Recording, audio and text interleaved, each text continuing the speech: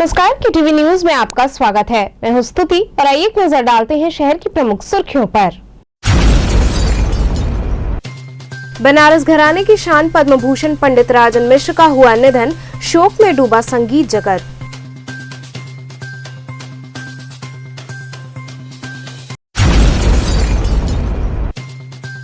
पंचायत चुनाव की मतगणना हेतु चल रहे प्रशिक्षण में शामिल एक व्यक्ति के कोविड पॉजिटिव होने से मचा हड़कंप।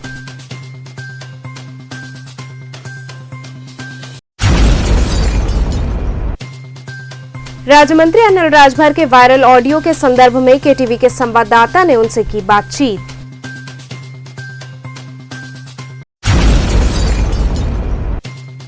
और एक हफ्ते बाद खुली कचहरी में ना कहीं दिखा थर्मल स्कैनर और ना ही कहीं सैनिटाइजर। और अब खबरें विस्तार से। बनारस घराने की शान पद्म भूषण पंडित राजन मिश्र का निधन हो गया, जिससे संगीत जगत में शोक व्याप्त हो गया। पद्म भूषण से सम्मानित पंडित राजन मिश्रा का रविवार को दिल्ली के अस्पताल में निधन हो गया। उन्हें रविवार को ही वहां भर्ती कराया गया था। वे कोरोना पॉजिटिव थे, जिसके बाद उन्हें हार्ट अटैक आ गया। बताया जा रहा है कि उन्हें वेंटिलेटर की आवश्यकता थी, लेकिन ऐन वक्त पर नहीं मिल सका। बताया जा रहा है कि राजन मिश्रा को कोरोना के साथ ही हृदय की भी कुछ समस्या आई थी, जिसके बाद उन्हें दिल्ली के एक अस्पताल में भर्ती कराया गया था। ट्विटर पर कुछ लोगों ने उनके लिए एक बेड और ऑक्सीजन की मदद मांगी थी। फिर IAS अधिकारी संजीव गुप्ता की कोशिश के बाद पंडित राजन मिश्रा को दिल्ली के अस्पताल में दाखिला मिल गया, लेकिन परिजनों का कहना था कि समय पर ऑक्सीजन और वेंटिलेटर न मिलने से उनका निधन हो गया। वहीं पंडित राजन मिश्र के निधन की सूचना पर संगीत क्षेत्र में शोक व्याप्त हो गया। वहीं संकट मोचन मंदिर के महंत विशंभरनाथ मिश्र ने भी उनके निधन पर गहरा शोक व्यक्त किया। बनारस घराने का नाम रोशन करने वाले कबीरचौरा निवासी भारत के महान संगीतज्ञ पंडित राजन मिश्रा की कोरोना से होने वाली मृत्यु से काशीवासी सहित पंडित जी का पूरा परिवार दुखी है। इससे संगीत घराने को बड़ी क्षति हुई है। पंडित राजन साजन मिश्र की जोड़ी टूटने से पूरे परिवार में सन्नाटा पसरा हुआ है। लोगों की आंखें नम रहीं। वहीं इस दौरान परिजनों ने उनके चित्र पर पुष्पांजलि अर्पित कर उनकी आत्मा की शांति हेतु ईश्वर से प्रार्थना की। बयां करने के लिए शब्द नहीं है, बस इतना कह सकती हूँ कि जो भी सीख आज तक मिली है उसको लेके आगे जाएंगे हम लोग। पूरी कोशिश है कि जो भी इन्होंने हमारे ज़िंदगी में दादाजी ने जो भी सिखाया हम लोगों को, हम लोग उसको लेके आगे जाएं और भगवान इनके आत्मा को हमेशा खुश रखे। हम सब पे इनका आशीर्वाद बना रहे। घर में कोई नहीं है इस समय, अभी सारे लोग दिल्ली ही हैं। जी, उनके घर में दिल्ली में है।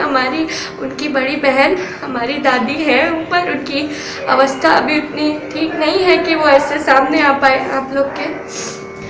आशा है कि भगवान हमारे घर में सबको मजबूत बनाए, ताकि इस दुख को हम लोग झेल पाए जो कि अनबेरेबल है। एक भैया वही है जी, अभी उनका दाह संस्कार किया गया है नंबोदर घाट पे, वहाँ पे दिल्ली में।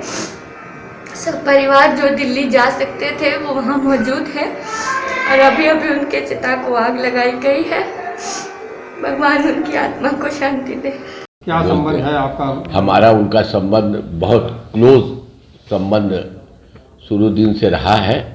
1967 से हम उनको अच्छी तरह से जानते थे। क्या रिश्तेदारी भी है? हमारे रिश्तेदारी खास एक ही हमारी सिस्टर हैं, जिनका नाम है श्रीमती बीना मिश्रा। उनसे उनकी शादी हुई थी। मतलब जीजा और भाभी का एक रिश्ता एकदम खासो खास।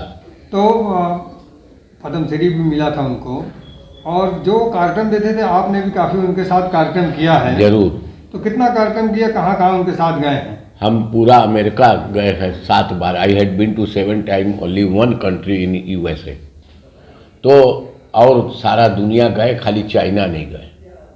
और सभी देश घूम चुके। उनका बहुत बड़ा श्रेय हमारे ऊपर रहा।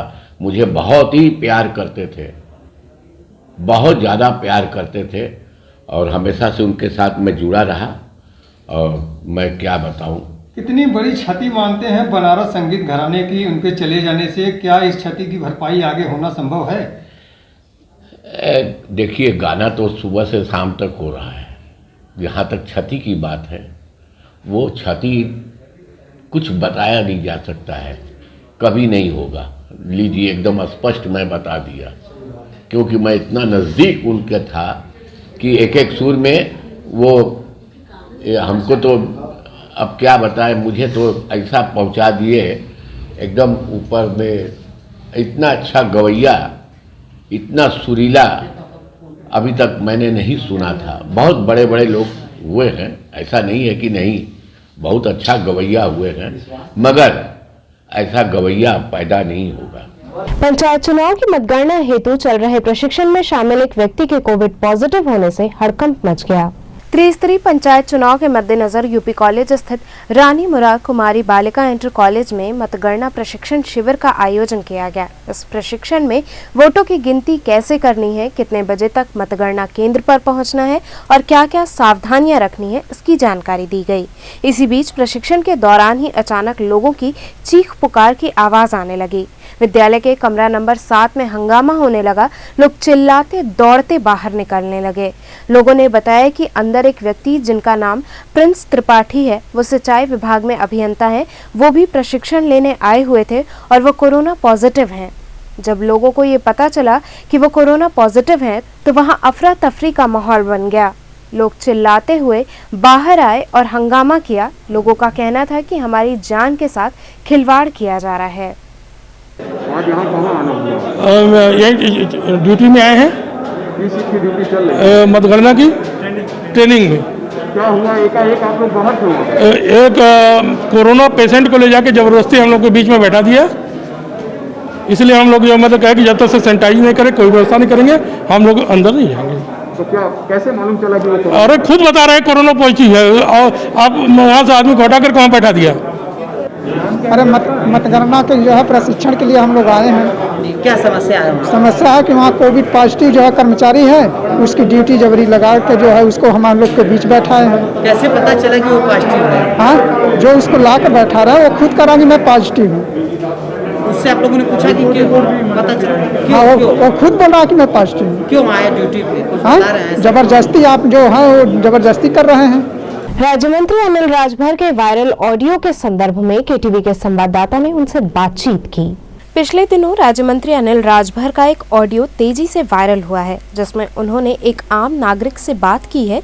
इस बाबत राज्य मंत्री अनिल राजभर से केटीवी के संवाददाता ने बातचीत की।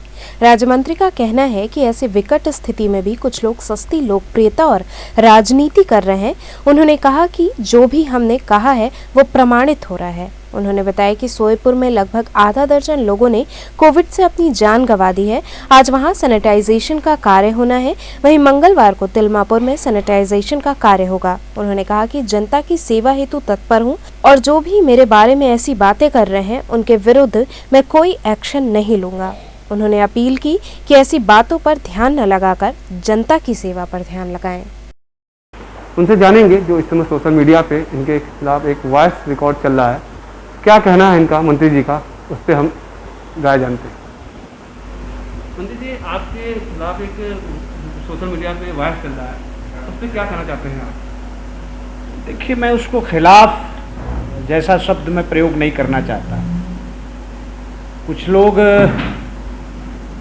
इस स्थिति में भी, जब समाज कोरोना जैसी वैश्विक महामारी का और उसकी चुनौती का सामना कर रहा है, और इस समय भी लोग राजनीति की बात सोच रहे हैं,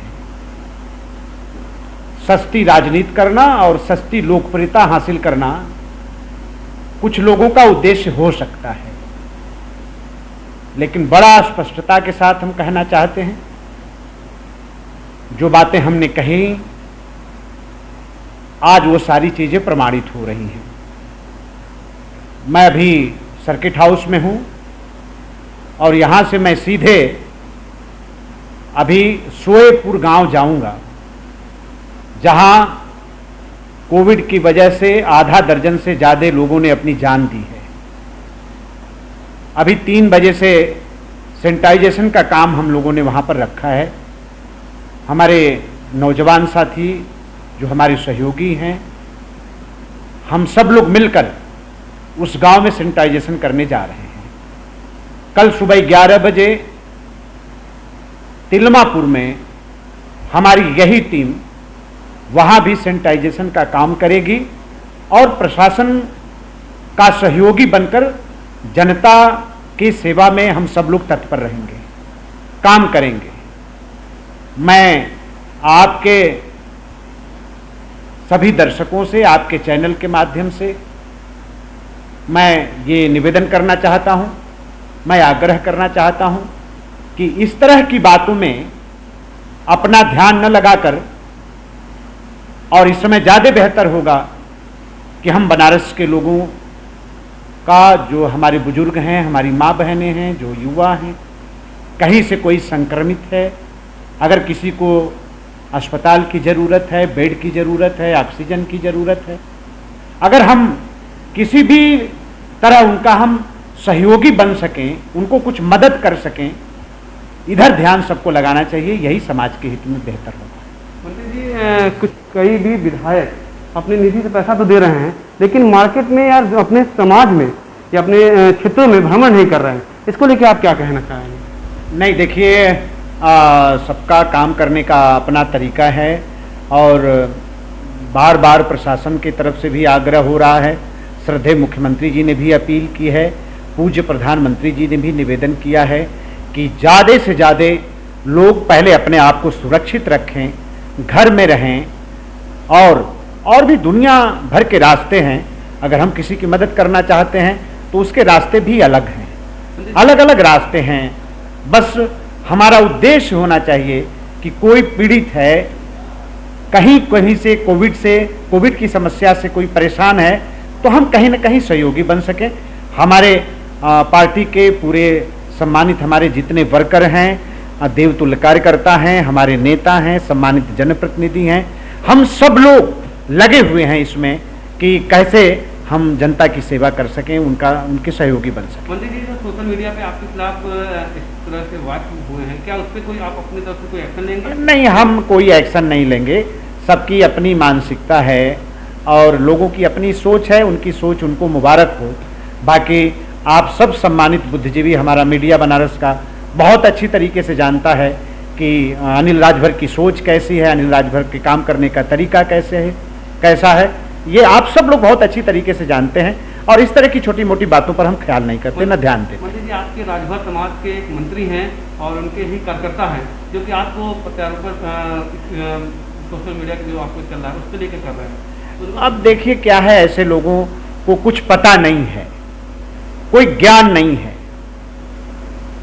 शासन के निर्देश, शासन के आदेश, सरकार के आदेश निर्देश, उनसे उनका कोई सरोकार नहीं है। जमीन की कोई जमीन का पता ही नहीं है और कहीं ना ऐसे नेता दिखाई दे रहे होंगे आपको, ना ही उनके अगल बगल चलने वाले लोग दिखाई दे रहे होंगे।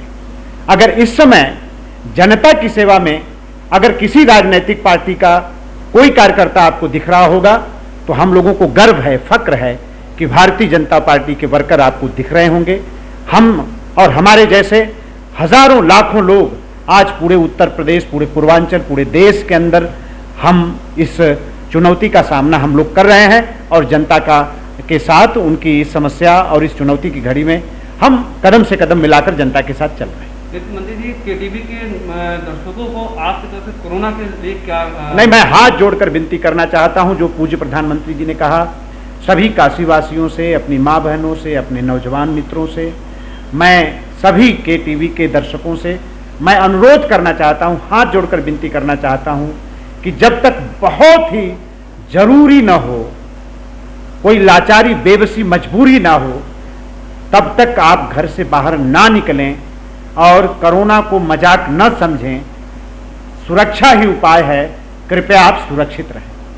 कैबिनेट मंत्री अनिल राजभर जी, इनका कहना था कि जो सोशल मीडिया पे लोग इनके नाम पे कर रहे हैं, उन पर इनकी मधुर वाणी से इन्होंने कहा कि उनको करने दीजिए, मुझे कोई फ़र्क नहीं पड़ता है। और यहाँ के काशीवासियों से भी उन्होंने कहा कि जो है कोरोना में जो गाइडलाइन मिल रही है प्रधानमंत्री का, उनको फॉलो करते हुए चलें। केटीवी के लिए नोमेश श्रीवास्तव, 103। एक हफ्ते बाद खुली कचहरी में ना कहीं थर्मल स्कैनर दिखा और ना ही सैनिटाइजर। जहां एक तरफ जनपद वाराणसी में कोविड-19 का प्रकोप अपने चरम सीमा पर है, तो वहीं दूसरी तरफ इससे बचाव को लेकर जिला प्रशासन सुरक्षा को लेकर तमाम वादे कर रहा है। कचहरी लगभग एक हफ्ते बाद आज जब खुली तो वहां की स्थिति कुछ और ही सामने आई। लगभग दर्जन भर से ज्यादा अधिवक्ताओं के कोविड पॉजिटिव होने के बाद भी जिला प्रशासन की तरफ से किसी भी कार्यालय में न तो थर्मल स्कैनर दिखा और न ही सैनिटाइजर की व्यवस्था देखने को मिली, बल्कि वहां पर बैठे कर्मचारी बिना मास्क के नजर आए और सोशल डिस्टेंसिंग का भी खुलेआम उल्लंघन देखने को मिला। एक बार फिर जिस तरह से देश में तबाही मचा रही है, उसी को कहा जाए तो प्रधानमंत्री के संसदीय क्षेत्र वाराणसी में भी कोविड-19 इस बार फिर से अपने चरम सीमा पर है। वहीं देखने वाली बात तो ये है कि यहाँ पर पब्लिक भी नहीं है जागरूक।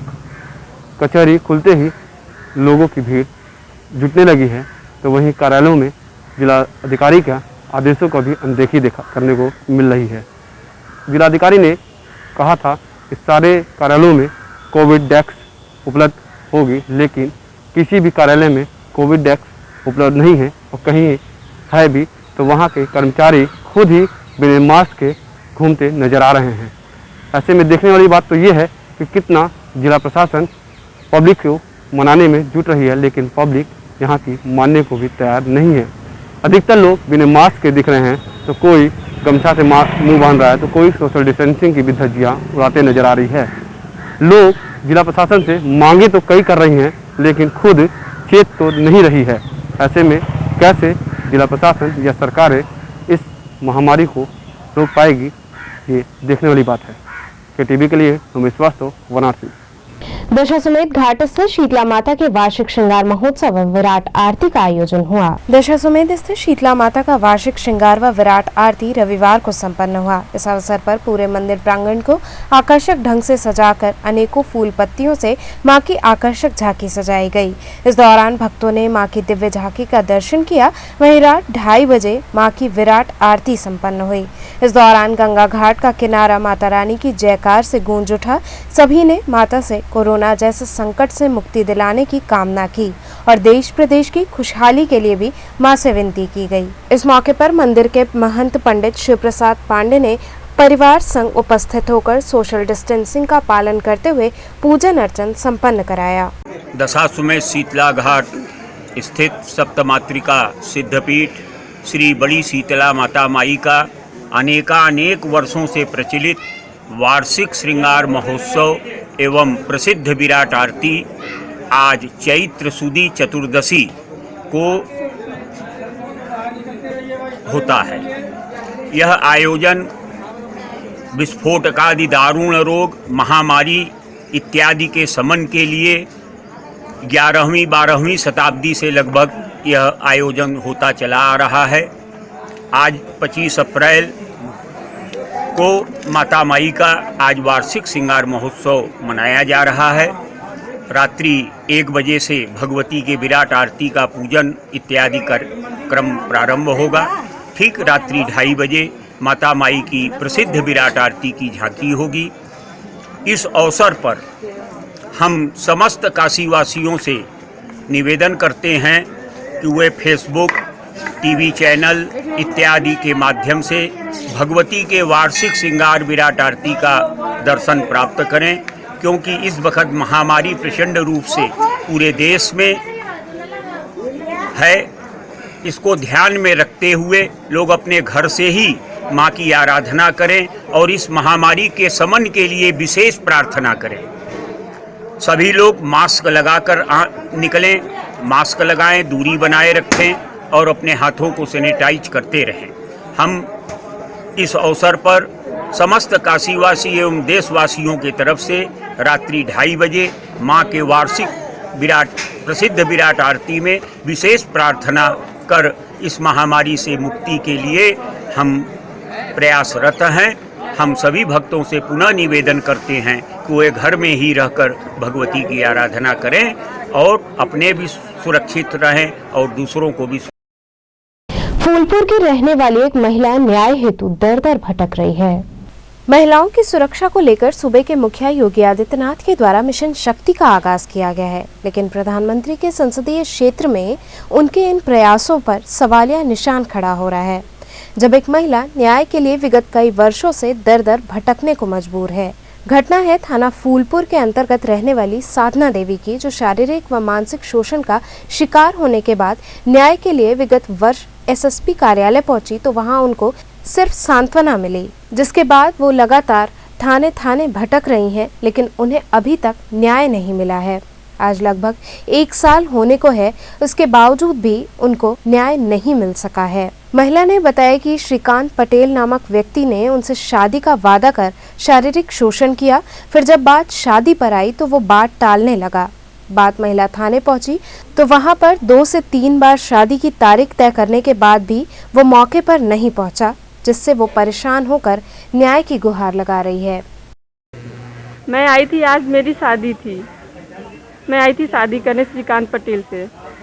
मेरा कोर्ट से शादी था, मन जो है कि वो करने वाला था, इसलिए मैं यहाँ आई थी, लेकिन वो शादी करने से मना कर दिया। क्यों, क्या मामला है?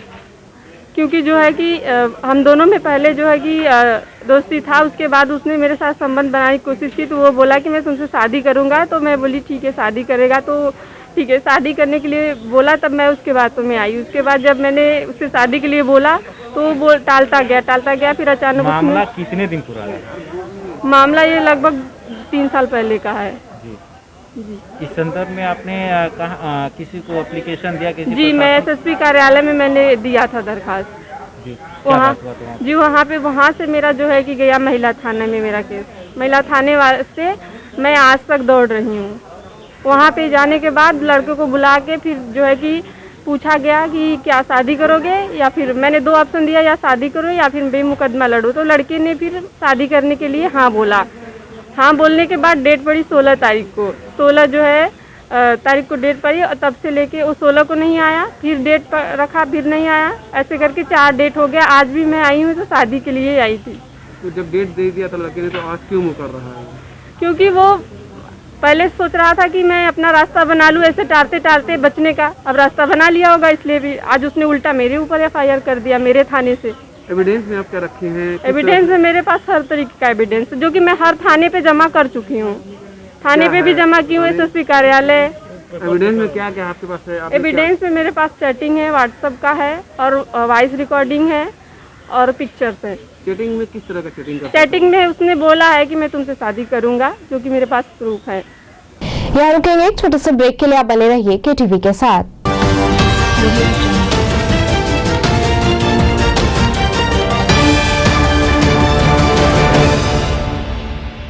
खबरों से जुड़े रहने के लिए हमारे चैनल केटीवी वाराणसी को सब्सक्राइब करें और लेटेस्ट अपडेट्स के लिए बेल आइकन को प्रेस करें।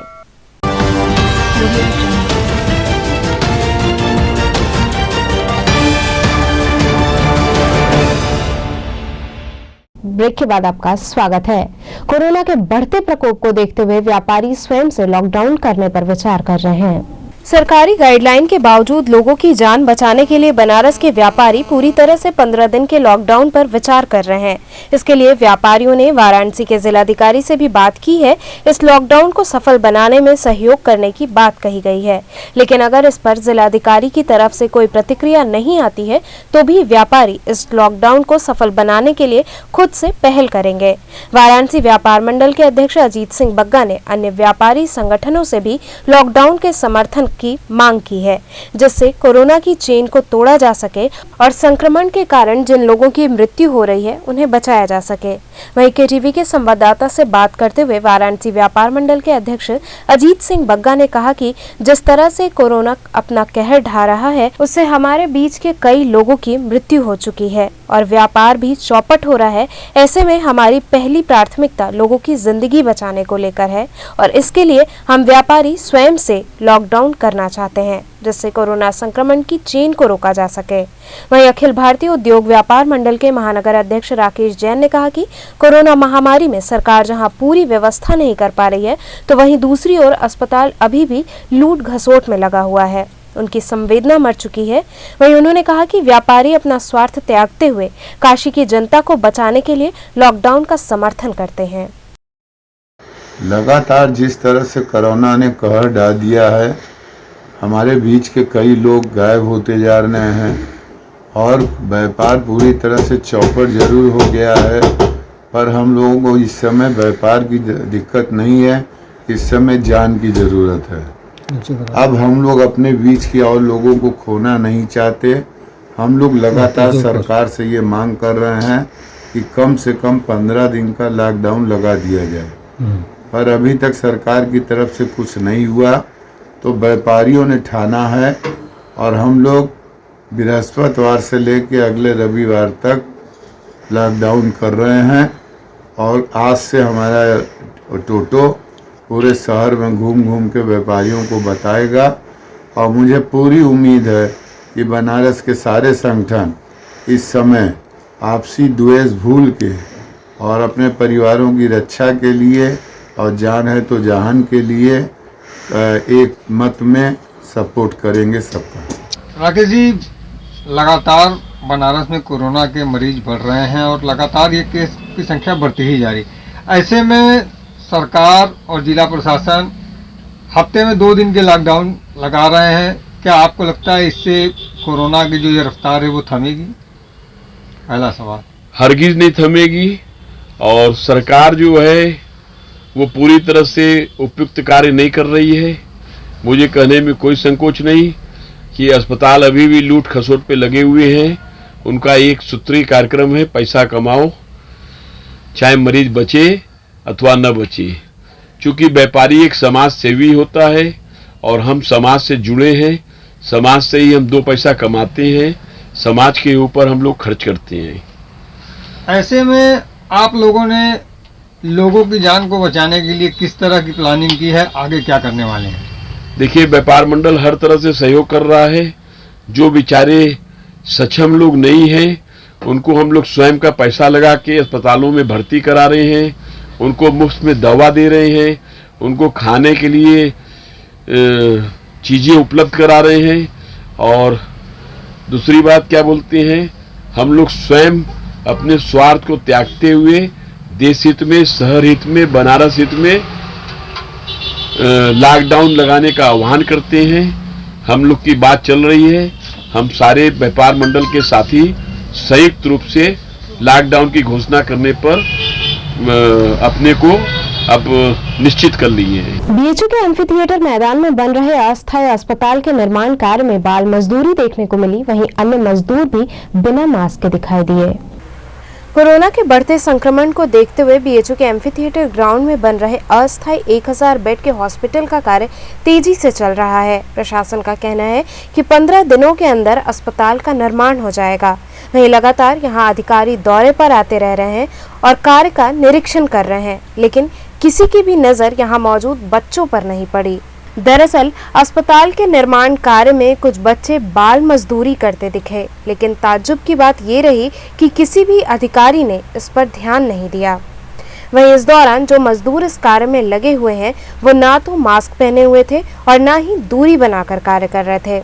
जहां एक और लोगों को मास्क पहनने हेतु सजग किया जा रहा है, तो वहीं दूसरी ओर ऐसी लापरवाही देखने को मिली। कबीरचौरा महिला अस्पताल में कोविड टीकाकरण हेतु लोगों की काफी भीड़ देखने को मिली। रविवार को कोविड-19 टीकाकरण न होने के कारण सोमवार को कबीरचौरा महिला अस्पताल में लग रहे टीकाकरण के लिए भीड़ उमड़ पड़ी। बड़ी संख्या में महिला व पुरुषों ने पहुंचकर टीकाकरण कराया। भीड़ होने के कारण कई बार झड़प भी देखने को मिली, लेकिन लोगों को समझा बुझाकर शांत कराया गया और बताया गया कि वैक्सीन भरपूर है, लाइन लगाकर एक-एक कर आप वैक्सीनेशन ले सकते हैं। टीकाकरण कार्य में लगे कर्मचारियों ने लोगों से सोशल डिस्टेंसिंग का पालन करने का आग्रह किया और सभी से मास्क लगाने की भी अपील की। आज भीड़ बहुत ज्यादा है क्या? हाँ सर, आज तो बहुत भीड़ थी, इतना जनता था। तो कितने लोगों को लगभग लगा होगा? अरे सर, सैकड़ों लोग को लग चुका है। सैकड़ों लोगों को। वैक्सीन 1 नंबर 2 नंबर सारा मौजूद है? हाँ, 1 नंबर 2 नंबर सारा है। सब लग रहा है? हाँ, सब लग रहा है। आप सभी को बताना चाहूँगा कि इस अस्पताल में सरकार द्वारा भरपूर मात्रा में वैक्सीनेशन की उपलब्धता कराई जा रही है। इसलिए आप लोगों को किसी भी तरह का जल्दबाजी करने की कोई ज़रूरत नहीं है। आप अपने समय से आवें, सभी लोगों को पर्याप्त मात्रा में वैक्सीन लगेगी, कि कोई भी छूटा नहीं रहेगा, कोई भी बचेगा नहीं। सभी लोगों को वैक्सीन पर्याप्त मात्रा में है जो लगाई जाएगी। धन्यवाद। डॉक्टर साहब, क्या टाइम होता है वैक्सीन लगाने का? वैक्सीन लगाने का समय सुबह 10 बजे से लेकर के शाम को 5 बजे तक है। इसके बीच में आप लोग आराम से एक एक करके आवें और वैक्सीन लगवाएं। लंबी लाइनें देख करके कुछ लोग वहाँ झकझक वगैरह भी करते हैं और इनको जो है इस लोगों को क्या संदेश देना चाहेंगे? मैं यही कहना चाहूँगा कि वैक्सीन पर्याप्त मात्रा में है, सभी लोगों को लगेगा। धैर्य रखिए, किसी एक का ही नंबर पहले आएगा, सारे लोगों का नंबर एक साथ एक बार में नहीं आएगा। लाइन लगाएं, सोशल डिस्टेंसिंग का पालन करें जो कि आपके ही हित में है। यह सोशल डिस्टेंसिंग से आप स्वयं को बचा पाएंगे इससे। और वैक्सीन पर्याप्त मात्रा में सरकार उपलब्ध करा रही है जो कि आप सभी लोगों को लगाया जाएगा। सोशल डिस्टेंसिंग का जरूर ख्याल रखें।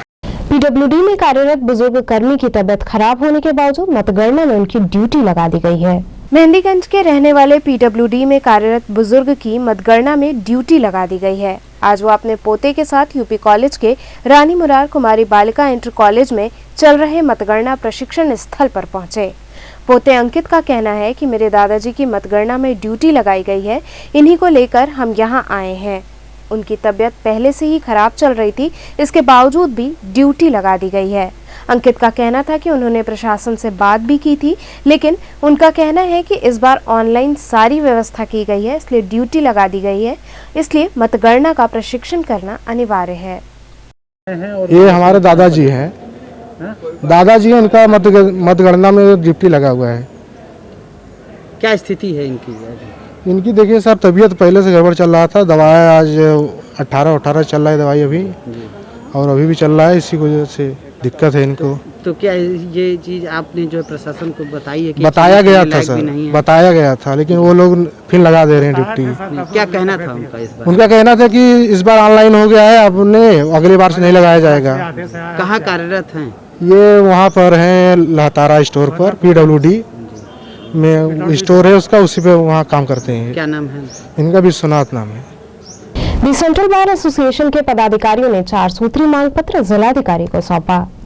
वर्तमान समय में जिस प्रकार से कोरोना का प्रकोप अपने चरम सीमा पर है और आए दिन वाराणसी से लगभग 2000 से 2500 के आसपास की संख्या में लोग संक्रमित हो रहे हैं, इसे देखते हुए आज द सेंट्रल बार एसोसिएशन के पदाधिकारियों ने जिलाधिकारी वाराणसी व मुख्य चिकित्सा अधिकारी को 4 सूत्री मांग पत्र सौंपा, जिसमें उन्होंने मांग की कि कलेक्ट्रेट परिसर में कम से कम 2 ऑक्सीजन हो, 4 इमरजेंसी बेड हो, कोविड-19 से मरने वाले अधिवक्ताओं के परिजनों को सहायता राशि प्रदान किया जाए, और यही नहीं, किसी भी आकस्मिक सुरक्षा को लेकर कलेक्ट्रेट परिसर में इमरजेंसी के लिए एम्बुलेंस सेवा 24 घंटे तत्पर रखी जाए।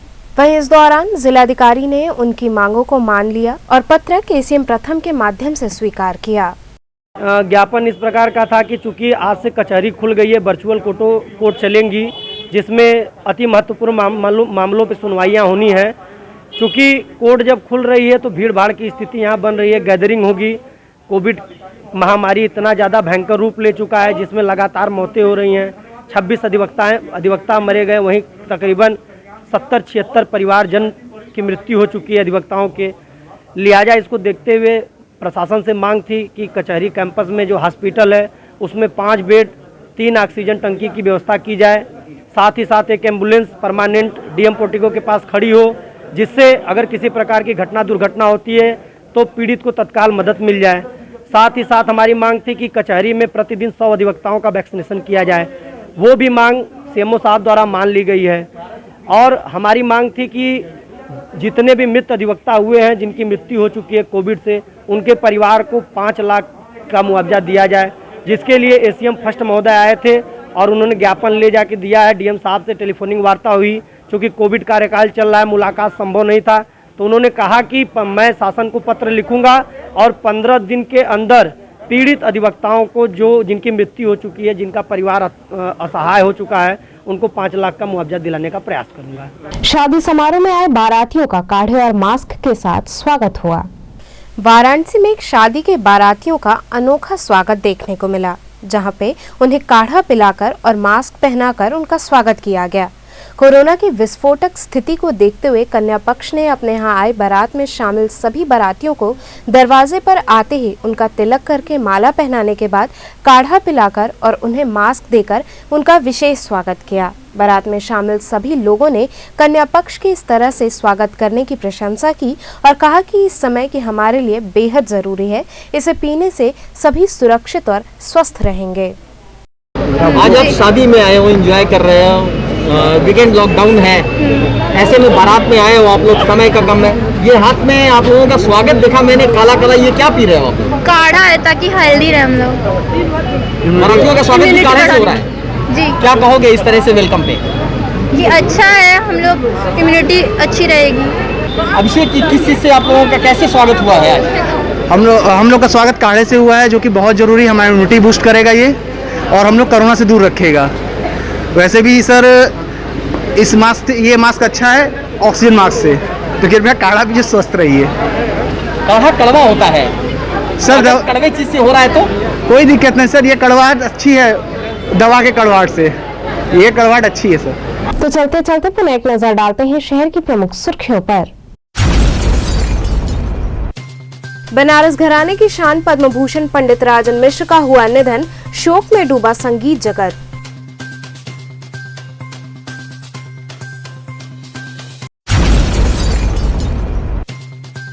पंचायत चुनाव की मतगणना हेतु चल रहे प्रशिक्षण में शामिल एक व्यक्ति के कोविड पॉजिटिव होने से मचा हड़कंप।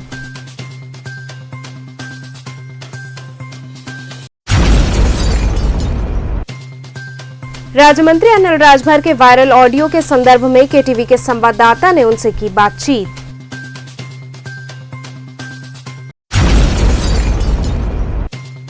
और एक हफ्ते बाद खुली कचहरी में ना कहीं दिखा थर्मल स्कैनर और ना ही कहीं सैनिटाइजर। तो थे आज के समाचार, कल फिर होंगे मुलाकात, तब तक के लिए नमस्कार।